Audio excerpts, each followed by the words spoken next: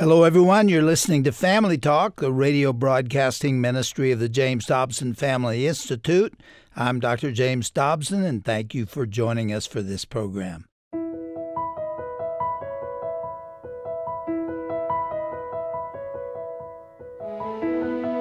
Since the turn of the century, technological innovation and social media have profoundly changed our world. Staying connected with loved ones or learning about current events has become so much easier. But there is a major drawback to this advancement, however. We've unknowingly become so engrossed in this fast-paced society that we don't know how to stop, unplug, and relax. In reality, we were not created to endure this mental, physical, and emotional overload that we put ourselves through. Well, today here on Family Talk, we're going to address a Christian's response to this cultural issue through Dr. Dobson's interview with John Eldredge. John is a best-selling author, speaker, lecturer, and counselor. He's also president of Ransomed Heart Ministries, located here in Colorado Springs.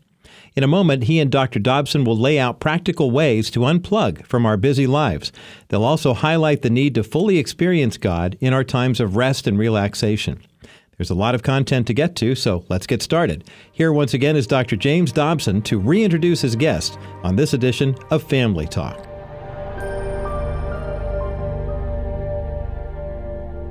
John, last time you came here to talk about your new book, and we got into Wild at Heart, your, I guess, best-selling book, 20 years old now, still out there, still available to people. It's a must-read for men and women, and we're not going to talk about that again today, but we could talk about it for a month, couldn't we? Yeah, because we there's sure so could. much there. Yeah. But you've written a new book, and we're going to dedicate our program today to that book. It's called Get Your Life Back. The subtitle is Everyday Practices for a World Gone Mad. How, in what way, has the world gone mad? We're spending 4 to 9 hours a day on our mobile devices, 3 hours a day using our apps. We are consuming 10 hours a day of media. That's enough data in 1 week to crash a laptop. It's the pace of life. It's the tsunami of media coming at us.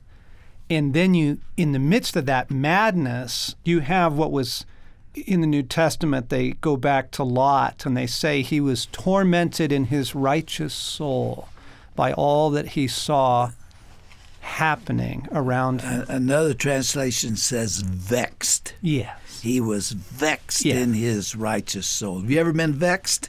Frequently. That's different than being angry. Yeah. It just means frustrated to your ears. Yeah, that's right. All of that collectively. So the basic premise of the book is this: to survive an hour like the one we live in, you have to have a life that's just saturated with God.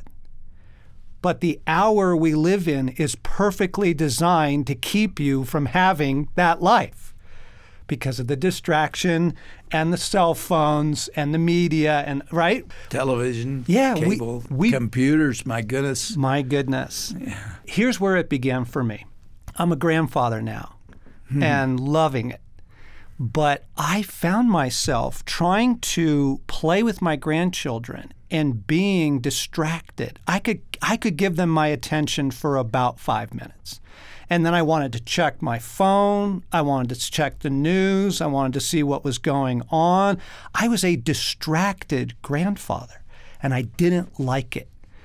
And I started looking at all of my other habits and realized, oh my goodness, somewhere along the way, I got trapped in this madness that I came to like it.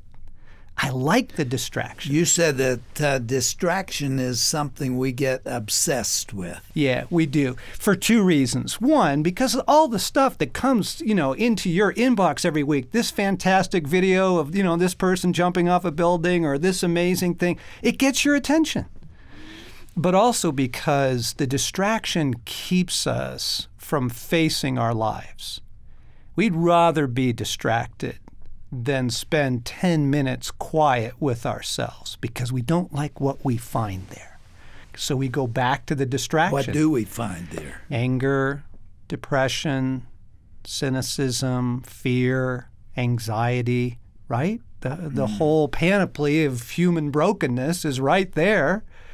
And I just realized instead of looking to God in a moment of quiet, one moment of quiet, I'm talking 30 seconds, I'd grab my phone again. And it was Nicholas Carr's book. He almost won the Pulitzer Prize for this book. It's called The Shallows, What the Internet is Doing to Our Brains. And Carr did this immense physiological changing the structure of the human brain to shorten our attention span, among other things, and get us addicted to the dopamine cycle of seeking, the next thing on whose Facebook post of their cat, reading a book while sitting on the toilet or some silly thing like that. And we're absolutely captured by it. We are unable to get out of the madness because it's literally changing the way human beings think and our ability to pay attention to things, which was what was happening to me with my grandkids. John, when I was at Focus on the Family a number of years ago, the director or president of the organization called K-Love came to see me. We sat and talked, and he said, our audience will not hold still for a speaker. And there is only one speaker out there that they will listen to, and it's you for 5 minutes. Right. 5 minutes. How sad that I can't talk for 30 minutes about an intellectual subject or teach anything. And here, it's not just a cultural crisis, it's a spiritual crisis. Because down through the ages, serious followers of Christ have believed that true discipleship and real transformation of our lives requires being able to give God our attention. And if we can't listen to a speaker for more than 5 minutes, you're going to have a really hard time praying. Well, it explains why churches are diminishing in the number of people that come. And how the pressure on churches, by the way, to put on amazing services. Yeah. Entertain. Oh, you have to have a worship thing going on that rivals, professional musicians. I mean, the pastor has to be brilliant, or he doesn't have a chance. It's a spiritual crisis at its root, and I just want to help folks learn some very simple ways to get out of the madness. At the beginning of the program we did yesterday, I thought we were going to be talking about this book, and we talked about Wild at Heart, but I started it by quoting a very familiar verse, Psalm 46:10, which instructs us to be still and know that I am God.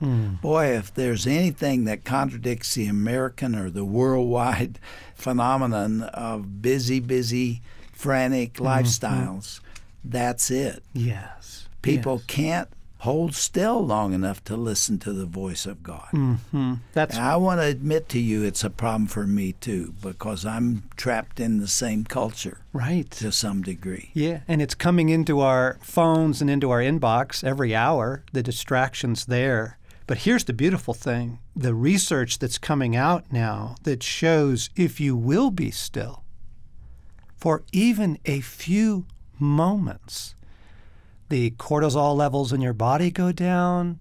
You actually do begin to quiet down. It heals the frenetic brain. That way of life, if you'll just do that once a day, be still before God, it makes a difference. It will heal your soul. Let's go back to what you said about the brain. How is the human brain affected by all this noise? For years, brain researchers thought the human brain was a fairly fixed reality. That after childhood, it's immensely pliable in childhood. But the previous consensus was after childhood, it's a fairly fixed system.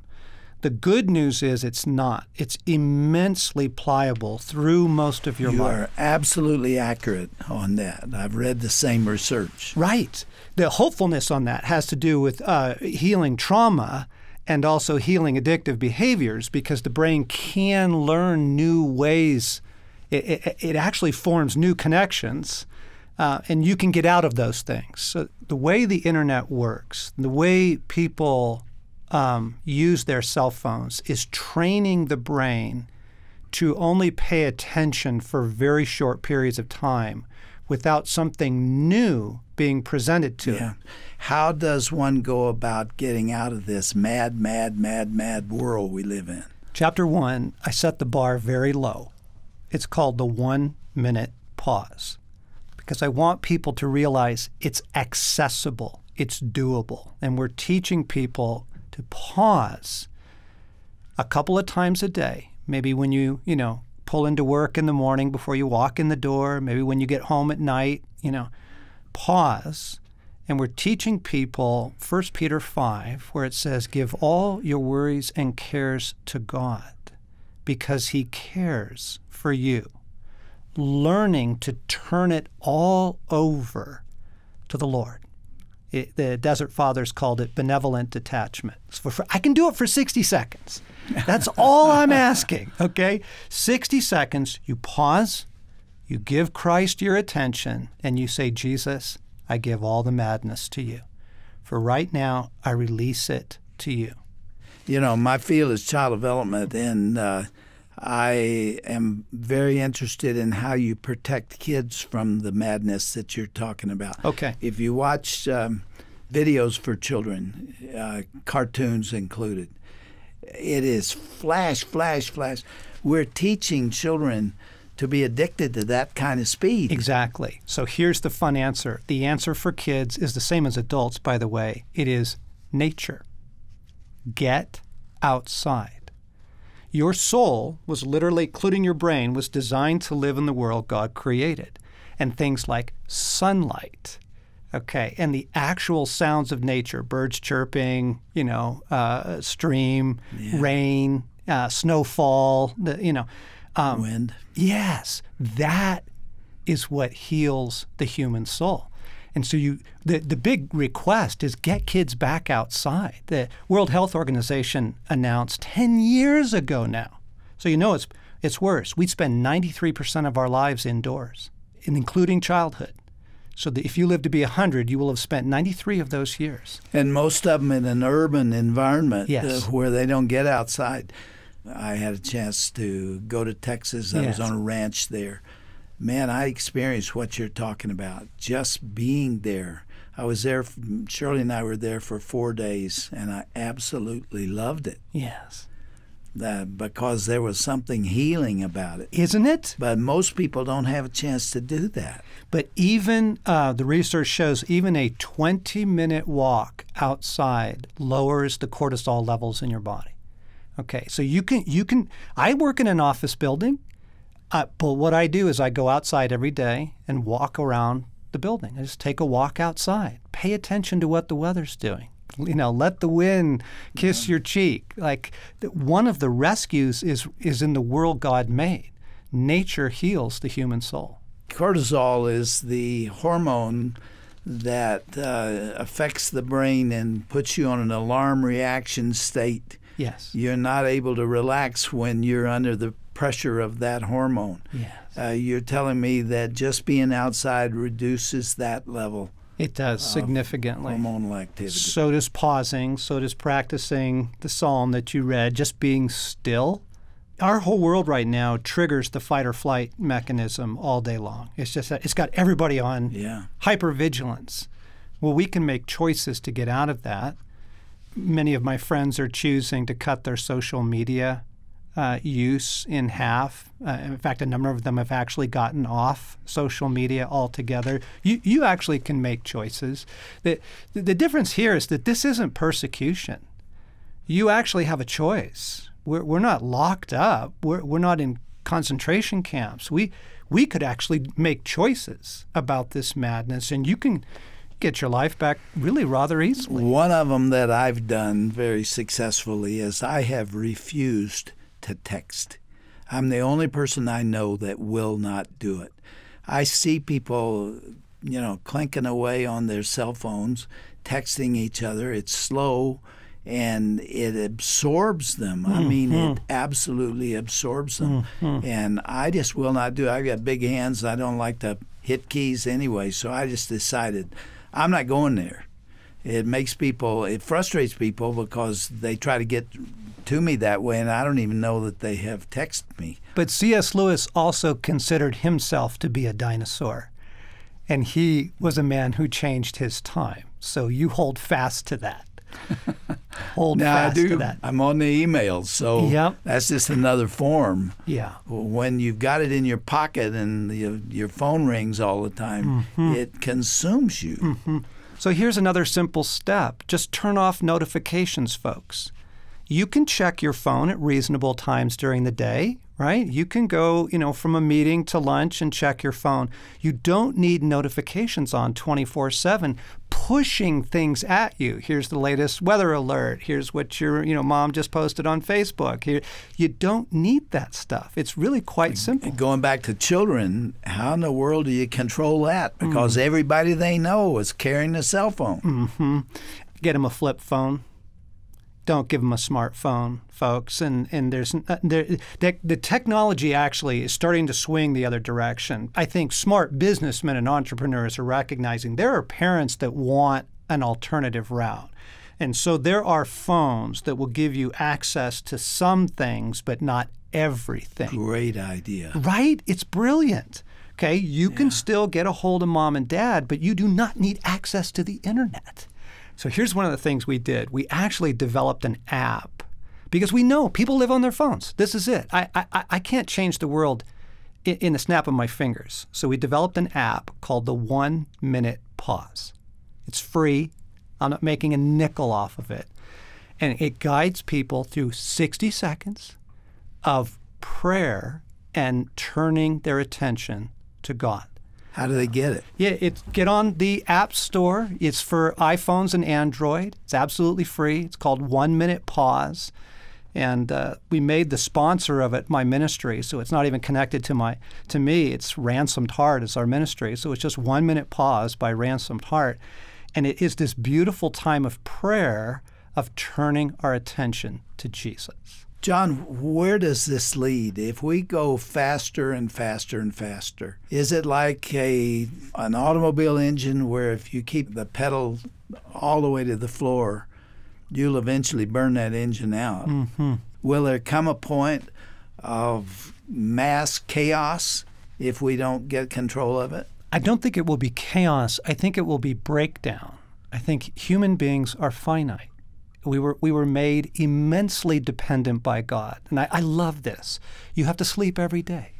You have to drink water. You have to breathe air. All of our creation was intended to show us how dependent we are on our Creator so that we would turn to Him and walk with Him.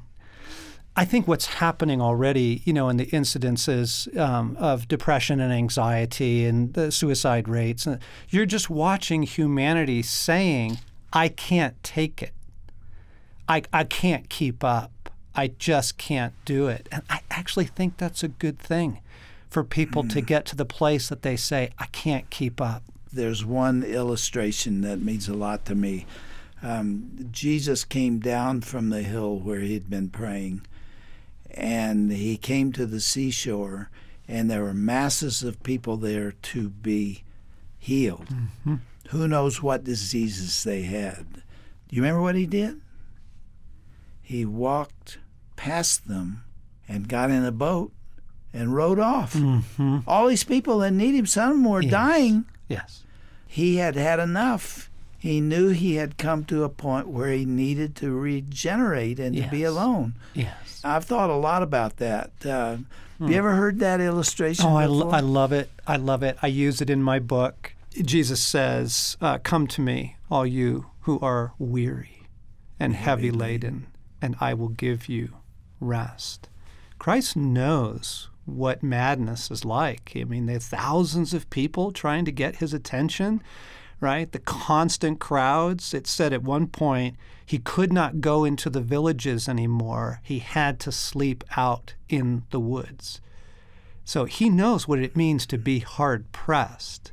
And he says, come to me and learn from me. Take my yoke upon you, for my yoke is easy and my burden is light.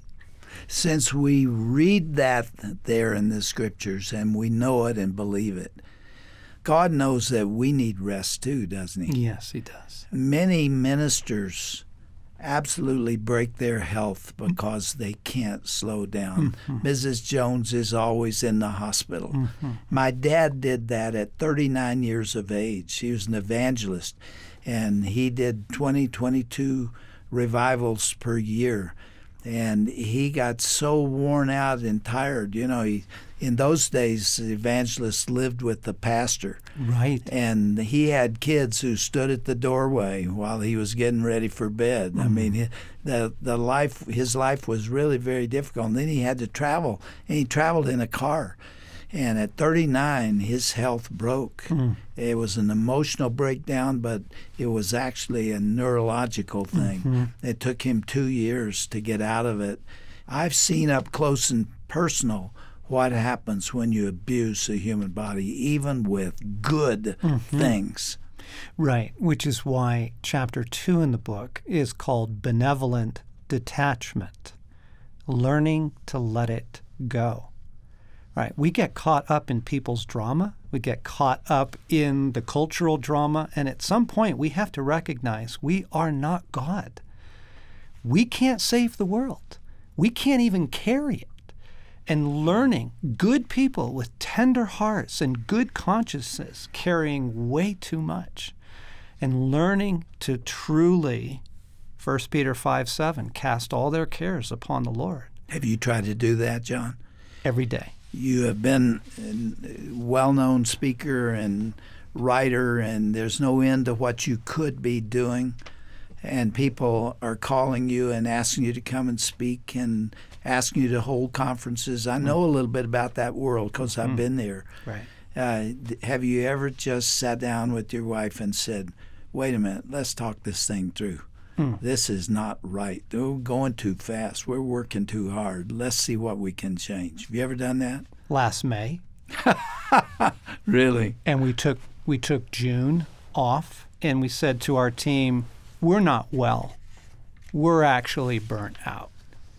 And we can't keep running at this pace. We've got to get away and rest and recover and realign. And then when we come back, we have to relook at our schedule. Because again, I'm the one saying yes to most of this stuff. Yeah. Most of it is choices we can make. That's the hopeful part of this. Once you get it under control, guess what happens? It creeps up on you again. You have to do it again and again and again. That's right. Well, we've been talking to John Eldredge, New York Times best-selling author. His new book is called Get Your Life Back. That's what we've been discussing, everyday practices for a world gone mad. John, this is good stuff. Thanks for being with us for 2 days. I love talking to you. Yeah. Let's do it again. I'd love to. Thanks for having me. God bless you, my friend. God bless you all here.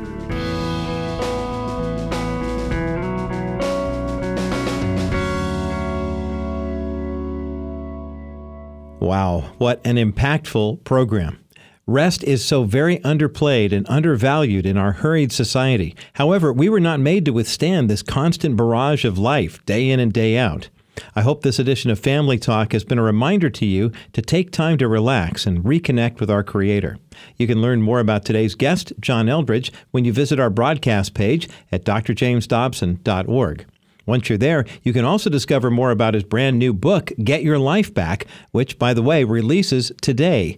This two-part program was chock full of so much meaningful wisdom for our daily walk with the Lord.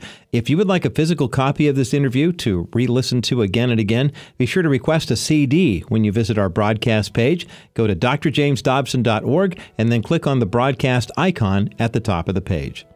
Thanks for tuning in to these insightful programs featuring Dr. Dobson and John Eldredge. Join us again tomorrow as we kick off a 3-part interview with author and speaker Tracy Russell. She'll share how her marriage was forever changed by Dr. Dobson's book, Love Must Be Tough. It's a great discussion that you won't want to miss, coming your way on the next edition of Family Talk. I'm Roger Marsh. Hope to join us then.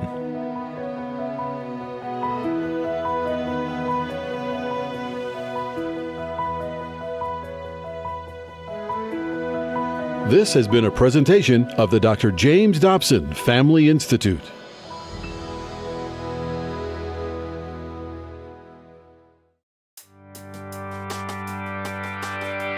This is Dr. Tim Clinton, Executive Director of the James Dobson Family Institute. Thanks for listening today. We hope you found this program helpful and encouraging. Please remember that our ministry is here to serve you and your family. For more information about our programs and resources, or to learn how you can support us, go to drjamesdobson.org. That's drjamesdobson.org, or call us toll-free, 877-732-6825. I pray that God will bless you in 2020. And as we start the new year, we're so grateful for your partnership. We ask you to stand with us and to continue to defend the Christian values in an ever-changing culture. Thanks again for joining us. We hope you'll join us again on the next edition of Dr. James Dobson's Family Talk.